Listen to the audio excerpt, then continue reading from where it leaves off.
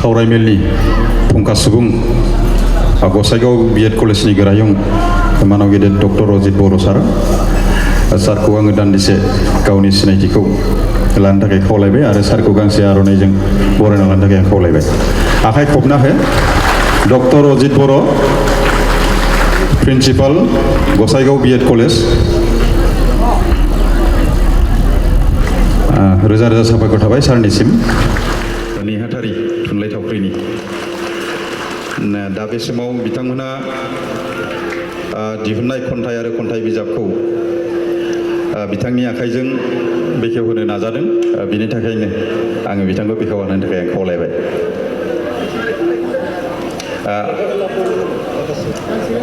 आफादगिरिया नैबे सार थुनलाइ थावख्रिनिया।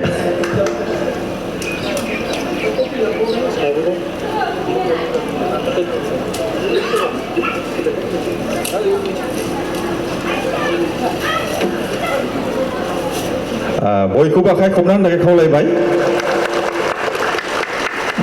बयनिबो आखाइयाव बेखौ गांसे गांसे होदो।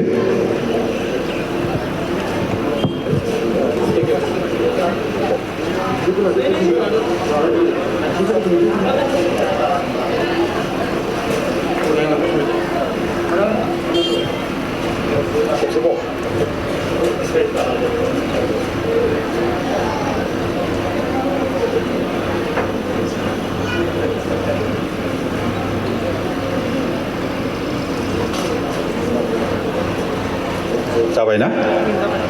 जों एसे हाखु दाखु जादों। गेवलां मेल दङ 12 रिंगायाव। आङो बेनिखायनो निमाहा बिगोन। जोंना हारिमु हान्जा सुरनाया गदाय जानायनि जाहोनाव सावरायमेला एसे गदाय जाबाय। ओंखायनो फुंखा सुबुं बिथांमोननिसिम आङो खावलायगोन समखौ नोजोर बोनानै।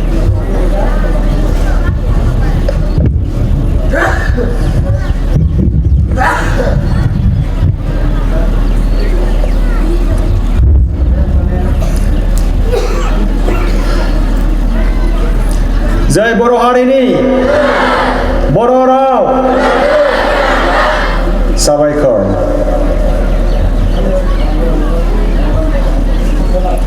मानगोनां दिनैनि बे मेलनि आफादगिरि जोंनि सिबिजाथाव हरानन्द ब्रह्म बिथां, लेङाइ आफादगिरि सनितपुर जिल्ला बर' थुनलाइ आफाद, मेलखौ बेखेवलांनाय बिथां फैलाव खुंगुर ब्रह्म, आफादगिरि सनितपुर जिल्ला FRC, बे मेलावनो नुजाथिफैनाय फुंखा सुबुं बिथां बिनन्द स्वर्गियारि, साबसिन फोरोंगिरि नेशनेल एवार्डी, देउलकुसि बाक्सा, ब्रह्म धोरोम लाइमोन आफादनि फोसावदिं आफादनि मासिगिरि हेमन्त ब्रह्म बाबा,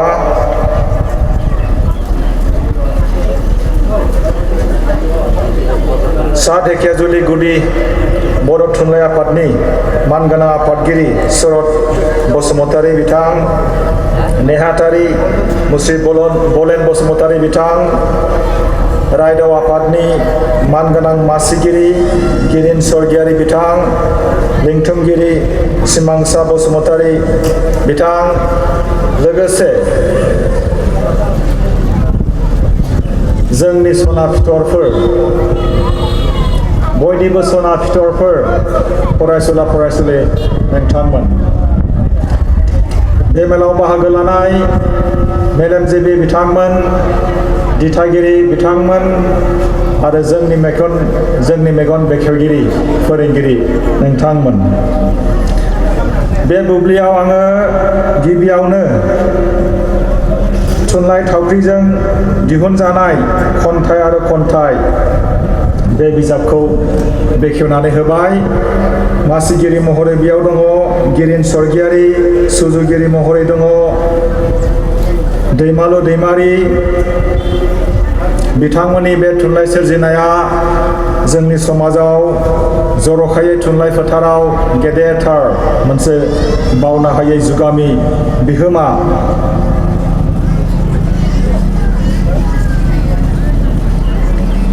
बे खन्थाइयाव गोबांथा खन्थाइफोर दङ गासै 80था खन्थाइ फरायसाफोर नैबे खन्थाइ बिजाबखौ फराय खन्थाइयाव जोंनि रंजानाय दङ खन्थाइयाव जोंनि थांखि दङ खन्थाइयाव जोंनि गोहो दङ जोंनि गोसोखौ जोंनि आथिं आखाइ मेगन खोमा गन्थं गोसो गासैखौबो जोङो बोलो गोरा खालामनांगौ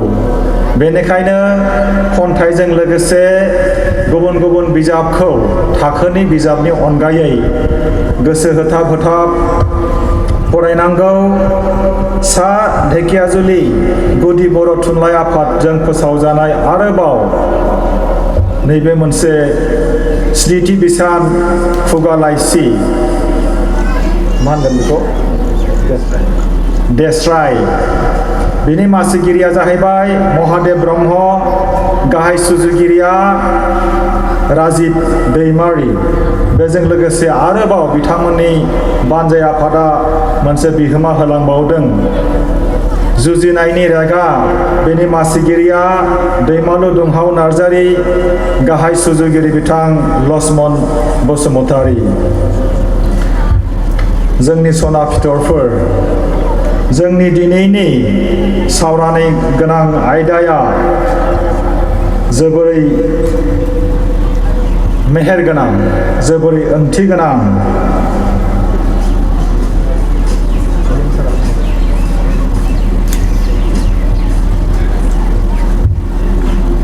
आथिखालनि बादायलु मुगा बर' लाइमोन आरो दानि थासारि मोनसे सावरायथाय जोङो जोंनि जिउखौ बेसेबां मोजां मोनो जों गावखौ बेसेबां मोजां मोनो गावखौ जाय फरायसाफ्रा मोजां मोननो हायो बुहुमनि रावबो सुथुरा जोंखौ फेजेननो हानाय नङा सना फिथरफोर गोसो होनानै खोनासंगोन होननानै आं मिजिंथिदों जोङो दिनै बेयाव सोलोंनो फैदों सा ढेकियाजुलि बर' थुनलाइ आफादा जोंनो गेदेरथार मोनसे खाबु होदों थासारि मोनसे सोरजिदों जाय थासारियाव फैयोब्ला जोङो गावनि मेगनखौ गुनु खालामनो हायो गावखौनो गोहोगोरा खालामनो हायो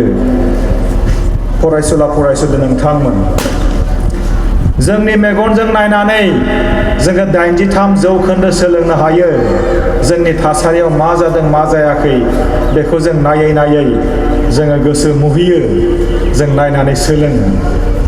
नाथाय जाय थासारियाव जोङो जाय नुथायखौ नुदों बे नुथाया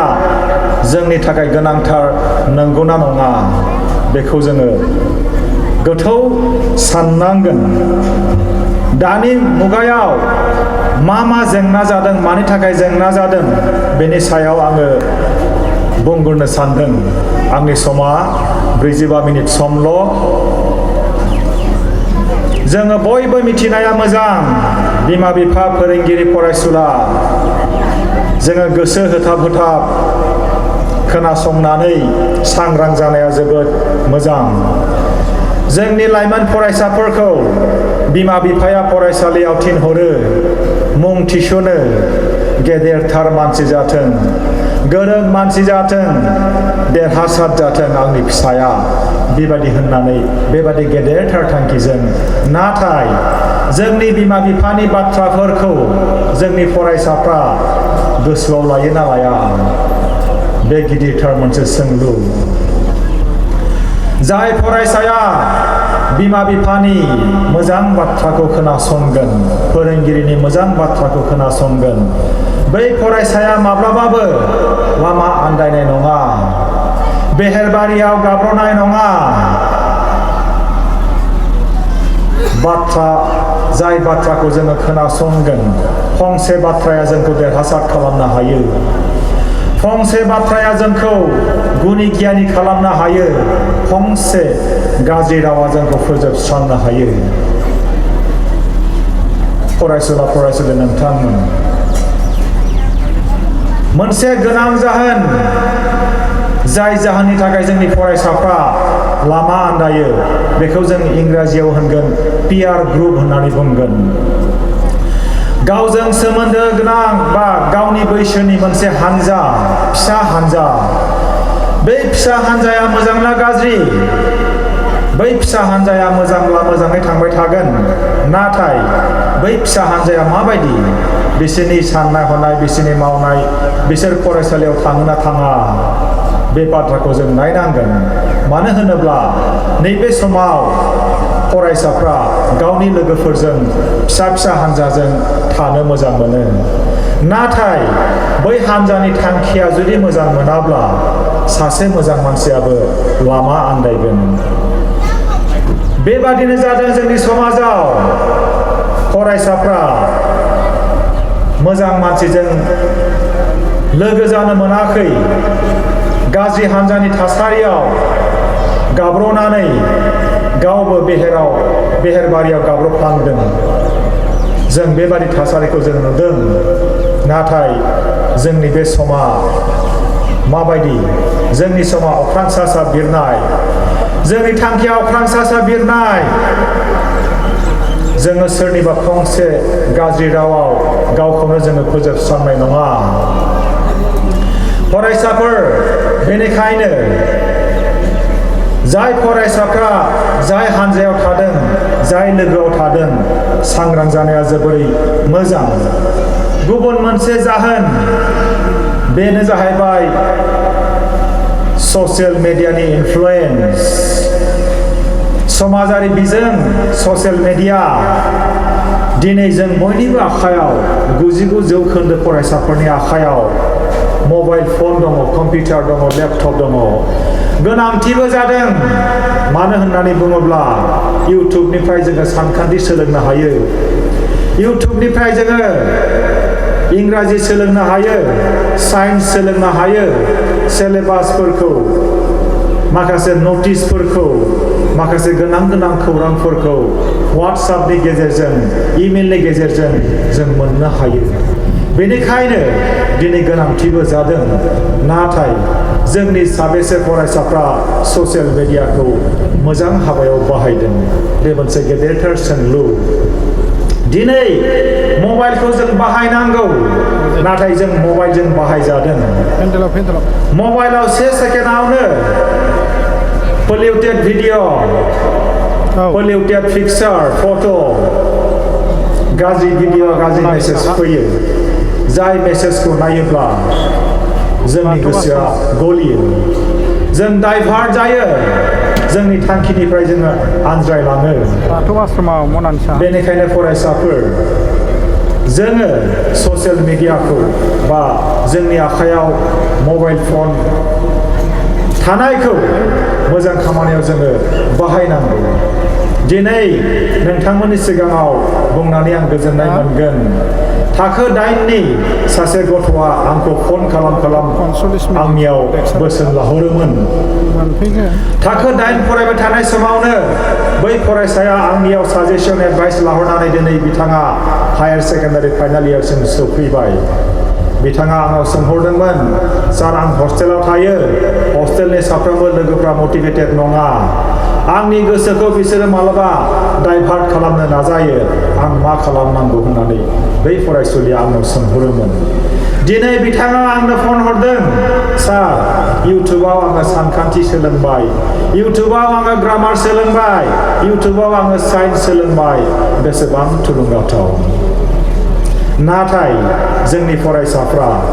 गाज्रि मोनसे हुदा दानायखौ जों नुदों लामा थाबायब्लाबो मबाइल फन नायनाय मेल मिटिं खोनासंब्लाबो मबाइल फन नायनाय ओंखाम ओंख्रि जायोब्लाबो मबाइल फन नायनाय उन्दुयोब्लाबो मबाइल फन नायनाय बांसिन समखौनो मबाइल फनाव बाहायनायखौ जों नुनो मोनदों नाथाय जाय समखौ फरायसाफ्रा बै मबाइल फन नायनायाव बाहायदों बेखौ जों बाहायनाय होननानै बुंनाय नङा बेखौ जों खहा खालामदों होननानैसो बुंगोन जोंनि समा जोबोरै खम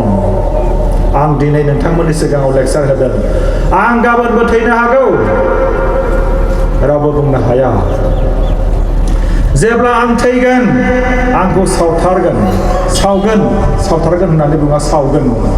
जेब्ला आंखौ सावगोन आं जेबो आन्दाजखौनो मोननाय नङा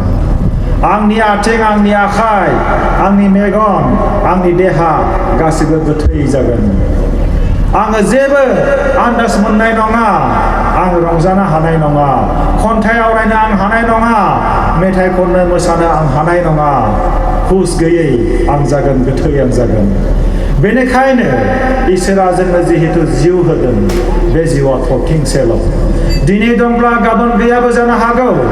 जेब्लासिम जोङो थांनानै थागोन अब्लासिम जोङो मेथाइ खननांगोन जों गावनि मेथाइखौ जों खननांगोन No matter what people think of you go on singing your own song बेबायदि मोनसे राव दं मानसिफ्रा जेखि बुङा बुंथों रायोबा रायथों सोंखारिबा सोंखारिथों गोसो बायहोयोबा बायहोथों let them say whatever they like let them think of me whatever they like नाथाय आंनि सुजुनाय मेथाइखौ आङो खनलांबाय थागोन बेनि ओंथिया बेनो आङो अथेन्टिक जानांगोन आङो ट्रु जानांगोन आंनि महरखौ आं सिनायनानै आंनि जायगायाव गसंनानै आं हाजो गाखोनो हानांगोन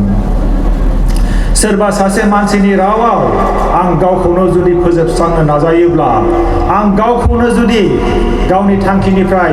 दोरोदनो नाजायोब्ला बेयो जोबोरै गोरोन्थि जागोन बेयो 2 नाम्बार जेंना इनफ्लुएन्स अफ ससियेल मिडिया दानि थासारिनि सोमोन्दै आङो बुंगासिनो दङ जोबोरै दुखुनांथाव जाय बिमाया जोंखौ उदै सिङाव 9 दान जोथोन लादों 9 दान उदै सिङावबो जोंखौ दौदों 9 दाननि उनाव जोंखौ जोनोम होदों जोनोम होनायनि उनावबो बे एखे रोखोमनि जोथोनखौ लादों जोंनि खिनायखौ सुदों जोंनि हासुनायखौ सुदों ओंखाम दौदों जों उन्दुलाङाब्ला मेथाइ खनै खनै जोंखौ फुथुदों जोंनो राव होदों जोंनि आखाइखौ लिरनो फोरोंदों जोंखौ थाबायनो फोरोंदों मेथाइ खननो फोरोंदों बे रोखोमसे जोथोनखौ दिनैसिम जोंनो होदों जोंनि आइया जोंनि आफाया जोंनि आइया जोंखौ माब्लाबाबो थगायाखै बिसखौनो गाइखेर होननानै दौफेराखै गाज्रिखौ मोजां होनफेराखै नाथाय जोंनि फरायसाफ्रा दिनै गावनि बिमा बिफाखौ थगायगासिनो दङ थगायोब्ला मिथिखा फरायसाफोर बिनि फिथाइखौ मोनगोन जाय फिसाफ्रा गावनि बिमा बिफाखौ थगायगोन बिनि फिथाइखौ बियो मोनगोन बिमाया जेरै जोंखौ थगायाखै बेनिखायनो जोंखौ थगायनाङा थगायनो मोना आरो फरायसाफोर 3थियाव आङो बुंगोन आइसोलेसन जोङो गावनि बिमाखौ जोङो सिनायनो रोंला गावनि बिफाखौ जों सिनायनो रोंला ओरैबायदि मोनसे थासारि जों नुनो मोनदों बावैसो सिगां आं मोनसे फरायसालियाव थांदोंमोन सासे बिमाया आंनि मेगननि मोदैखौ गहोदों बे बिमाया सासे साक्सेसफुल मादार बिथांनि सासे फिसाजोआ प्रफेसर कटन इउनिभारसिटियाव गुबुन सासे फिसाजोआ डक्टर बिथांनि फिसालाया एभिएशन कम्पानियाव फरेनाव साख्रि मावो जेब्ला बिथांनि फिसालाया न'आव फैयो फरेननिफ्राय अब्ला बिमाखौ सिगाङाव नागिरग्रोयो थफ्लाखौ दोननानै न'नि लांगोनायावनो थफ्लाखौ दोननानै बिमानि आथिङाव गुग्रुब हमनानै खुलुमग्रोयो बेनिफ्रायसो न'आव थाङो बेसेबां मोनसे मोजां लेसन बेसेबां मोनसे मोजां गियान जोंनि फरायसाफ्रा बेखौ सोलोंनो हादोंना हायाखै जाय फिसाफ्रा बिमानि बिफानि बोसोन खोनासंगोन आथिं आखाइ हमगोन बै फिसाखौ रावबो सुथुरा फेजेननो हानाय नङा बे बाथ्राखौ गोसोआव ला बेनिखायनो आइसोलेसन जानाङा गावनि बिमानिफ्राय गोजानाव थानाङा बिफानिफ्राय गोजानाव थानाङा नोंथांमोनहा क'क्राझाराव थानो हागौ दरं कलेजाव थानो हागौ गुवाहाटीयाव थानो हागौ नाथाय गावनि बिमाखौ बिफाखौ गोरबोआव लाबाय थानांगोन आइसोलेसन जों दिनै जादों बेबायदि मोनसे मोजां थासारियाव जोंनि खायफा फरायसाफ्रा फैयाखै आइसोलेटेड जादों समाजनि मेल मिटिं खोनासङाखै आइसोलेटेड जादों लेखा फरायाखै आइसोलेटेड जादों एखुथायै थादों जायनि जाहोनाव बै फरायसानि गोसोआव हेब्रे माब्रे साननाया फैदों फरायसाफोर नैबे फरायसा समा लाइमोन बैसो बे लाइमोन बैसोआव जोबनो गैयै जेंनाफोर फैयो नोंथांमोनहा सानावबो सिमां नुयोना फरायसाफोर सानावबो सिमां नुयोना नुयो बेयो आखुथायखा बियो नाथाय बेखौ जों हमथानांगोन जोङो सानावबो सिमां नुयो जोङो गान गैयालासेनो अखाफोराव बिरलांनो नागिरो नङा होनबा अख्रांनि हाथरखिखौ जोङो थुख्लायनो नागिरो गान गैयालासेनो जोङो अख्राङावबो थांनो हागोन जोंनि गानखौ जोङो फुवारनांगोन गान फुवारनो थाखाय जोङो मेल मिटिङाव फैनांगोन जेब्ला मेल मिटिङाव फैगोन अब्ला फुंखा सुबुंफोरनि गेदेमाफोरनि बिबुंथिखौ जों खोनायोब्ला जोंनि गोसोआ गुवार जागोन जोंनि मेलेमारि साननाया गुवार जागोन जोंनि गाना राफोद जागोन जों अख्रां सा जोङो बिरनो हागोन फरायसाफोर सोर अख्रां सा बिरनो लुबैयो आखाइ थिखांलाय राइट माखासेया लुबैया आं हले अख्रां सा बिरनो बिराद लुबैयो आंनि थांखिया अख्रां सा बिरनाय सिगांनि भलन्टियार्सफ्रा अख्रां सा बिरनो लुबैया नामा माथो आखाइ थिखाङाखै अख्रां सा सोर बिरनो लुबैयो आं सोंदों जोंनि थांखिया जानांगोन shoot for the stars aim for the moon जोङो हाथरखिखौ गावनो जोङो थियारि जानांगोन जोंनि थांखिया अखाफोरखौ गावनायसो मिथिगौना shoot for the stars aim for the moon गोसोआव हाबदोंना जोंनि थांखिया बिराद गेदेर थांखि जानांगौ होननानै बुंदों सोर बुंदों दे एपिजे आब्दुल कालाम एपिजे आब्दुल कालामा जोंनो फोरोंलांदों बे रोखोमनि बाथ्राखौ थुलुंगा होलांदों बिथाङा थैदोंना थैयाखै दे थैयाखै आंथ' बुंगोन बिथाङा थैयाखै बिथांनि आत्मायाथ' सोरगोआव थांबाय बिथांनि देहाया हाजों समान जालांबाय नाथाय थैयाखै बिथाङा आं मानो थैयाखै होनदों दिनै बिथांनि बुंलांनाय रावफ्रा दासिमबो गोथाङै दङ एपिजे आब्दुल कालामा बुंलांदों जों जुदि फेलें जायोब्ला जों रावखौबो दाय होनो नाङा जों आनजादाव खम नाम्बार मोनोब्ला बिनि दायनिगिरिया आं हाखराव जोङो गाब्रयोब्ला बिनि दायनिगिरिया आं माबा मोनसे गोरोन्थि मावोब्ला बिनि दायनिगिरिया आं थाखोआव जुदि सोरबा फरायसाया लेट फैयोब्ला फोरोंगिरिया सोंगोन नों मानो लेट फैदों नोङो मा बुंगोन हे सार आइयानो ओंखामखौ थाब सङाखैलै नोंसोर मा बुंगोन हे मेडाम दिनै साइकेला सिगां गुदोंलै दायखौ गाव माब्लाबाबो लाया आंदि लेट सिखारखादों बे दायखौ आं माब्लाबाबो सिमान जाया नाथाय दायखौ जोङो लानांगोन फरायसाफोर गुबुन मोनसे जाहोन नैबे थासारियाव जोङो मा नुनो मोनदों इगनरेन्स नेवसिनाय बेखौ जों नुनो मोनदों फोरोंगिरिफ्रा फरायसाफोरनो होमवर्क हरो एसाइनमेन्ट हरो नङा होनबा ओमफ्राय जोंनि फरायसाफ्रा मा खालामो गाबोन लिरगोन समफोर लिरगोन गाबोनथ' सनिबार गाबोन आङो फरायसालियाव थांला कलेजाव आं थांला सनिबारा बारा मोजां नङानो बाराय मोजां नङा बेखायनो आं थांला इगनरेन्स नेवसिनाय साहित्या जुलि बर' थुनलाइ आफादा बिराद मोनसे मोजां बेयाव थासारि सोरजिदों बेयाव आं थांलालै फैगौ बोसोराव थांसिगोन बेबायदि इगनरेन्स जोङो नुनो मोनदों मोनसे मोजां थासारिखौ मोनसे मोजां अपरचुनिटिखौ जोंनि फरायसाफ्रा एन्जय खालामा फरायसाफोर आं मोनसे नंगुबै जाथाय आङो बुंनो नागिरदों बिल गेट्स बयबो खोनादों बिल गेट्स बिथांखौ सासे जार्नालिस्टआ सोंदोंमोन सार what is the secret of your success नोंथाङा दि देरहासार जादों बिनि सेक्रेटआ मा होननानै सोंदोंमोन बिल गेट्सआ जेबो बुङालासिनो गावनि पकेटनिफ्राय मोनसे चेक बुक होदोंमोन बै जार्नालिस्टनो ब्लेंक चेक बुक मिथिगौना बेंकनिफ्राय जुदि फैसा बहननांगौब्ला चेक नांगौ बिल गेट्सआ बुंदोंमोन जार्नालिस्टखौ बेसेबां थाखा नांगौ लिरनानै ला आं होबाय होननानै नाथाय जार्नालिस्टआ बुंबाय सार आंनो बेखौ नाङा नोंथांनि चेकखौ आंनो नाङा नोंथांनि साक्सेस सेक्रेटआ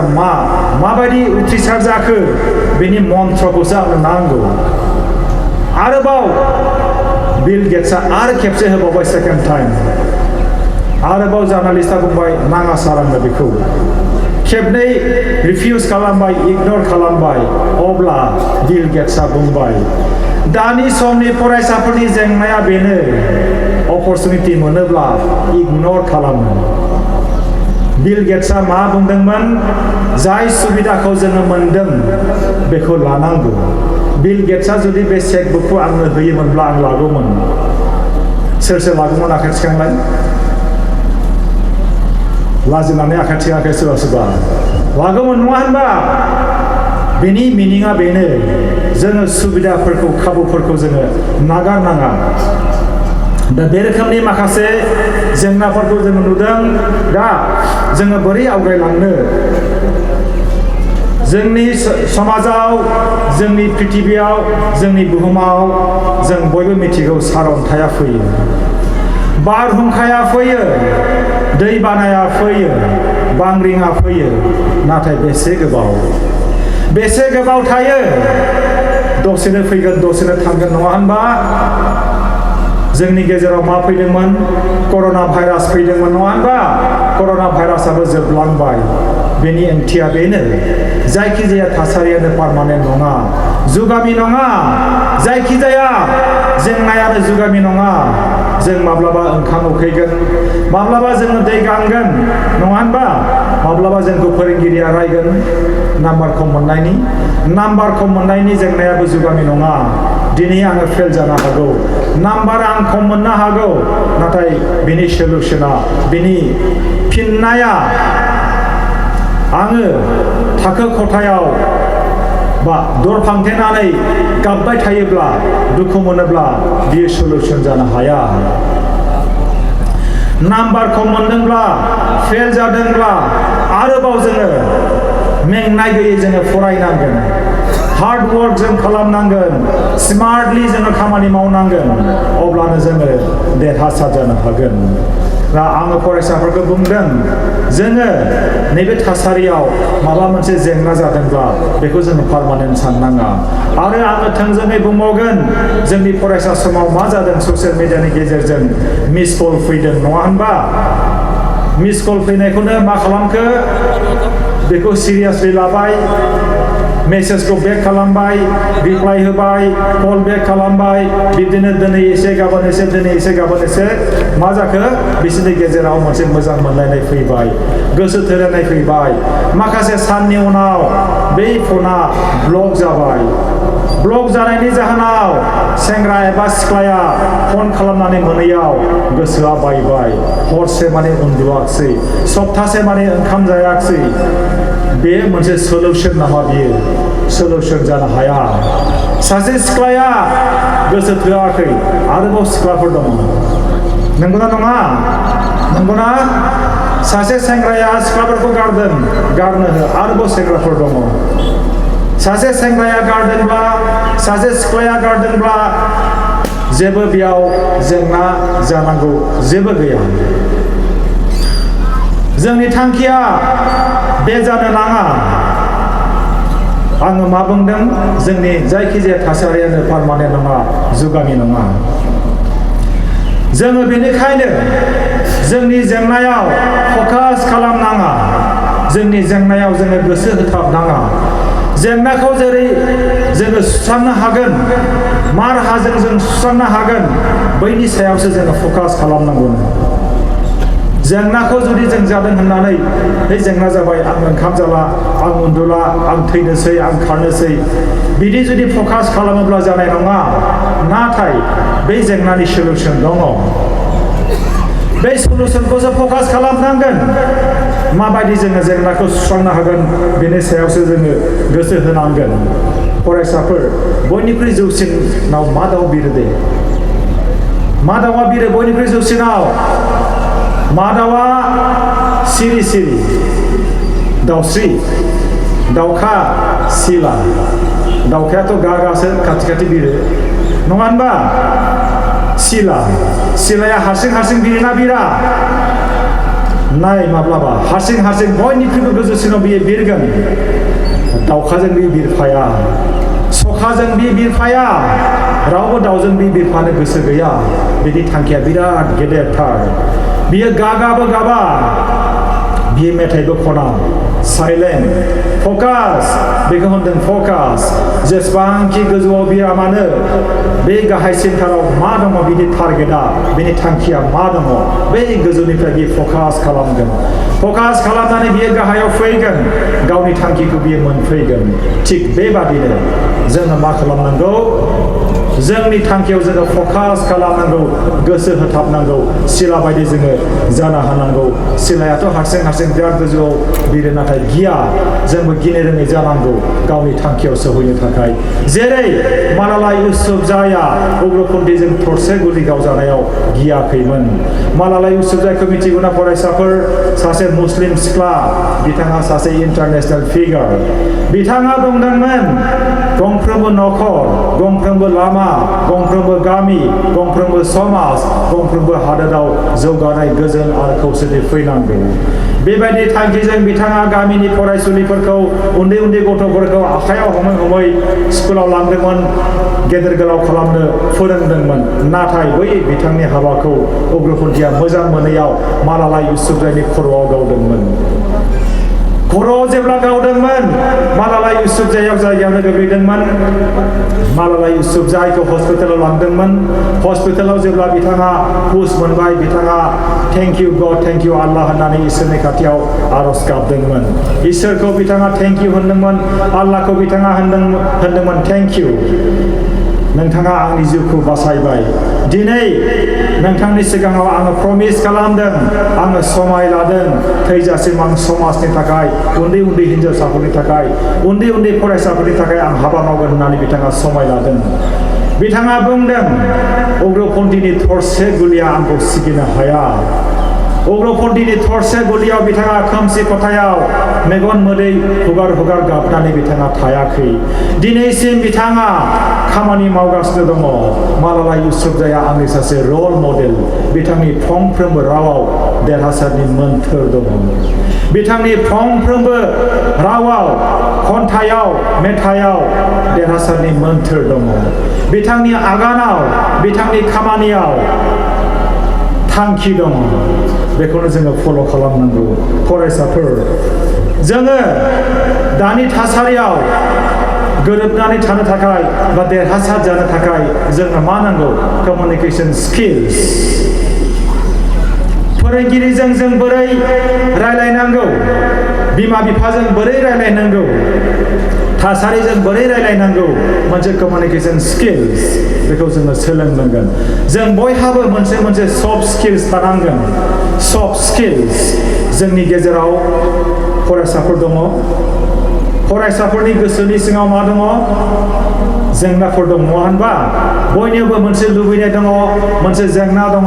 नाथाय जोंनि गोसोआव माब्लाबा मा फैयो स्ट्रेस फैयो बारहुंखा बायदि मोनसे थासारि फैयो फोरोंगिरियाबो बुंगोन गाबोनो बे हमवर्कखौ लाबोनांगौ बिमा बिफायाबो बुंगोन नों डक्टर इन्जिनियार जानांगौ थासारियाबो बुंगोन नों मोजां मानसि जानांगौ आरो गुबुन फारसेथिंजाय ससियेल मिडियानि इनफ्लुयेन्स पियार ग्रुपनि इनफ्लुयेन्स बैथिंजाय बोबथिदों मा खालामदों बिराद मोनसे प्रेसार नाथाय बैबायदि प्रेसारखौ जोङो समाधान जोङो खालामनांगोन बेखौनो होनगोन सफ्ट स्किल्स लिडारशिप स्किल्स जोंनियाव थानांगोन हारसिङैनो गाव रायलायनांगोन गावनि गोसोनाव सोंनांगोन कुइसन गेदेरफोरनियाव सोंनांगोन कुइसन फोरोंगिरिफोरनियाव सोंनांगोन कुइसन जाय मानसिया नोंथांनो फिननायल' होयो बै मानसिनि खाथियाव थानाङानो जाय मानसिनिफ्राय फिननायल' मोनो बै मानसिनि गोजानाव था मानि थाखाय जाय मानसिया नोंथांनाव कुइसन सोंबाय थायो बै मानसिजोंसो खाथियाव था होननानै बुंदों मानो होनोब्ला जों जुदि फिननायखौनो रेडिमेड फर्माव मोनबाय थायोब्ला जोंनि जि सोरजिलु गोहो क्रिएटिभिटी बेखौ जों माब्लाबाबो जौगानो हानाय नङा जोङो गुवार खालामनो हानाय नङा जोंनो नांगौ सोंलु कुइसन गुबुनाबो जोंखौ सोंलु सोंनांगोन जोंबो गुबुनाव सोंलु सोंनांगोन बेबायदिनो जोङो मा खालामनांगोन soft skills stress management time management बेखौ जोङो सोलोंनांगोन लिडारशिप स्किल बेखौ जोङो सोलोंनांगोन जोंनि दिनैनि हाबाफारिया 9 बाजियावमोन बेनि थाखाय फरायसाफ्रा सोरखौबा दाय होगोन जोङो सोरखौबा दाय होगोन दायनिगिरियाथ' आंनो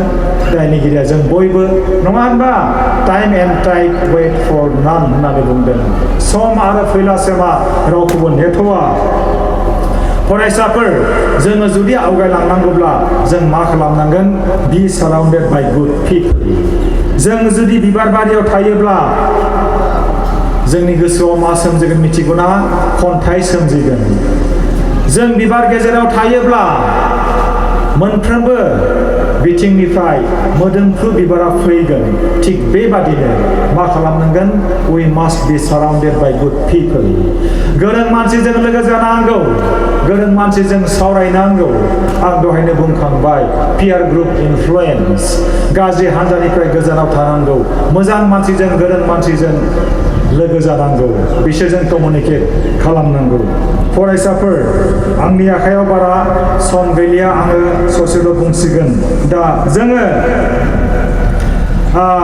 मा खालामनांगोन स्टे इनफर्मड एन्ड मटिभेटेड जोङो जानांगोन जोंनि गोसोखौ जेब्ला जोङो थुलुंगाखांहोनो हागोन जोंखौ रावबो सुथुरा फेजेननो हानाय नङा फरायसाफोर शीतल देवीनि बाथ्राखौ मिथिगौ शीतल देवीया थाइनैबो आखाइ गैया थोंनै आथिंजों बिथाङा इसोर सिबिदों थोंनै आथिंजों बिथाङा रुटि नादों थोंनै आथिंजों बिथाङा हाथाइ फुदों थोंनै आथिंजों बिथाङा खन्थाइ लिरदों थोंनै आथिंजों बिथाङा बोरला गावनानै सनानि मेडेल मोननो हादों